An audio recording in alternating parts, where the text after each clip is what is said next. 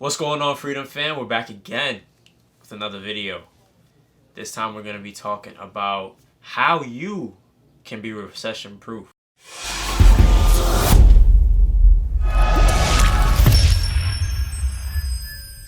It is official. We are now in a recession. So what do? Sell everything, right? No. We're going to tell you what to do during a recession so you can be recession proof. All right, so I guess we could just go back and forth on it. Of course, we both have pretty much the same knowledge. We're going to be saying the same things, but a lot of people don't know what to do during a recession. So what's the first thing that you would say that someone should do in a recession? Well, if there's a recession, which there is, the first thing I would say is to save, because in a recession, a lot of things are uncertain, and so you have to make sure you have the money or you have the means to take care of yourself in these uncertain times. You have to make sure you have money for food. Let's say the price of things start to go up, or let's say the value of your dollar starts to go down. You still have enough to take care of those needs. When it comes to food, you might need your rent to be paid for, so you don't get kicked out of your house during a recession. That would be horrible. So you have to make sure you have at least, I would say, 6 months worth of living expenses. So you should have a 6-month emergency fund already set. So you should be prepared for a recession. You shouldn't even be in this position. Absolutely. But don't worry, we're here for you. That's why we're making this video. So the first thing I would say to do is build up that 6-month emergency fund if you don't have it. If you do have it, what I would do for someone like me who has it, I would say build it up to 12 months. It doesn't hurt. Build it up to 12 months. Have a year's worth of emergency fund on deck. In recessions, cash is always king. Oh, absolutely. Cash is always king. Another thing is, a lot of people, they get panicky. They panic and then they just sell everything that they got in the stock market, especially the long-term investment accounts for some reason. I don't understand why. Yeah, that's weird. So stay away from doing that. Long-term means long-term. Right. So you shouldn't be looking at that. You should be riding the recession either way. I'm not going to really get into, like those who day trade. That's a different story. But for the normal everyday investor like we are, like what we preach for the most part on this channel, you shouldn't sell anything. Just continue to ride the wave. Maybe you could fix your allocations a little bit.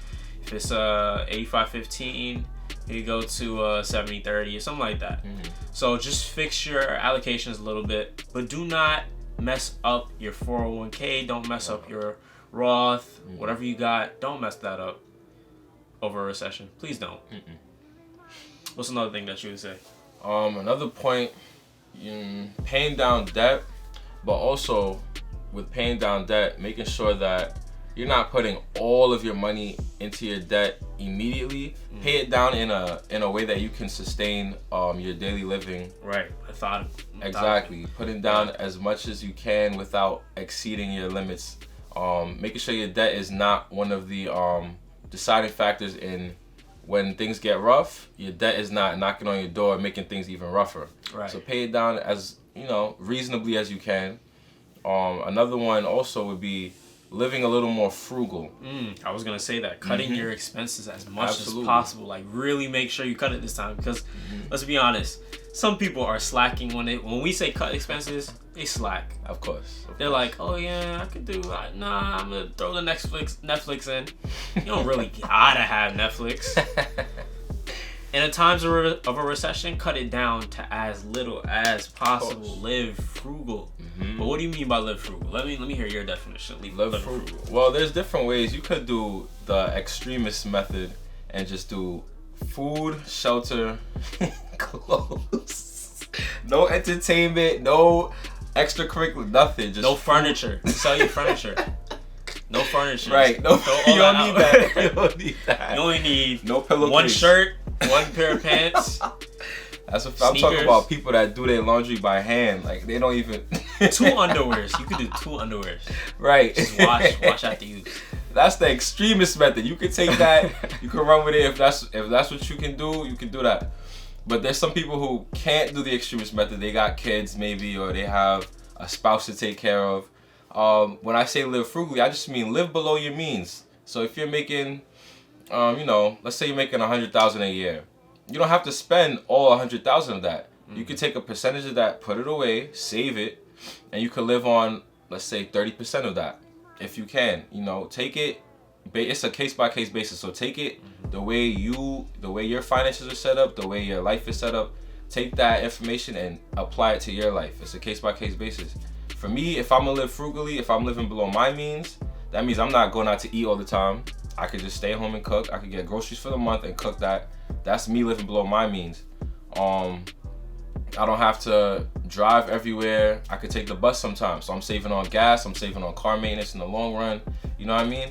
Living below your means is a case-by-case basis. So look at your situation. Hopefully that person who is making $100,000 isn't living a $100,000 lifestyle. Right. Hopefully. But I know a lot of people are. Of course. Even more. Live on a higher lifestyle than their budget allows. That's right. Yeah. So yeah, I think these are some good tips to make sure that during this time you're prepared. And I mean, you might run into situations here and there, but for the most part, you're ready for this recession that we're going to be going through. So, in the comments below, if there's anything that we forgot or anything that you feel like you need to add to this video, share it in the comments below. Let us know what you're going to be doing during this recession. Let us know ways that you think that we could prepare for this.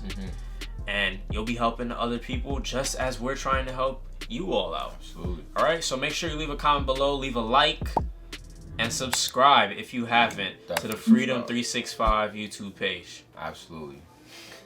All right, till next time.